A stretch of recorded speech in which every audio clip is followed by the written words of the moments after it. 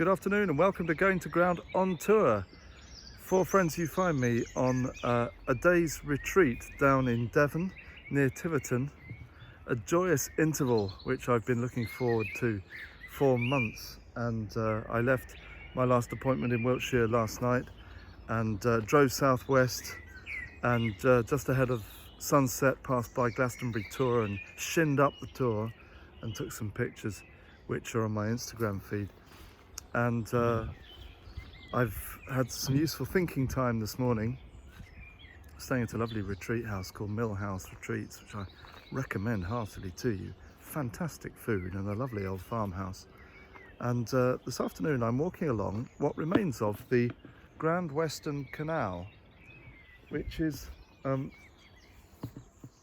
what remains of a grand scheme to bisect the West Country from Bridgewater in Somerset in the Bristol Channel down to Topsham south of Exeter in order to allow sailors and shipping traffic to avoid Land's End and the treacherous navigation of the end of Cornwall. So but it never came across that never came about, that Grand Union Canal of the Southwest, and just a few stretches of it were built, and it went massively over budget. It was a kind of HS2 of the early 19th century, and this wasn't completed until the late 1830s, this stretch from Taunton to Tiverton, by which time the railways, of course, were underway. And the Great Western Railway bisects this further down, and I've also walked along a stretch of the old branch line cut in the beaching cuts in the 60s, and just now stood upon a rather evocative deserted train station platform. I love a deserted station. There's no current and very little depth to the remains of the canal. It's really just an elongated puddle, and no barge is going to navigate this, I think, at the moment. It's very shallow, but it's glorious nevertheless, and there are still bluebells on the banks. And what I think is purple loosestrife. I'm just going to show you this, but you can advise me whether I'm correct or not. Is that purple loosestrife? There are great flocks of it along the bank. And I've been taking the opportunity of reading more Wendell Berry. You know, I love Wendell Berry. He's the perfect thought partner for thinking through the future of the English parish, which is my great concern. And he's, in the papers and pieces that I've been reading this morning, he talks about the growth of local culture and the work of local culture being to keep open pathways that allow us to move forward in the present, and not to close off old routeways that can allow free movement into the future. And he talks a lot about soil because he's a farmer, but he talks of both senses of culture, the need to preserve the topsoil, but also to deepen the soil of our communal memory and neighbourhood and neighbourly charity.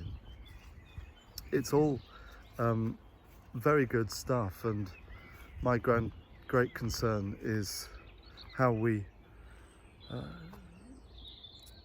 enable local communities to have enough subsistence to grow and to be self-sustaining into the future, to avoid the drift towards centralisation, which feels inevitable in times of crisis, and that's often what happens. But when there is local drought or local need or crisis, the danger is that intervention increasingly comes from central points, whether that's a diocese or national government or whatever it is.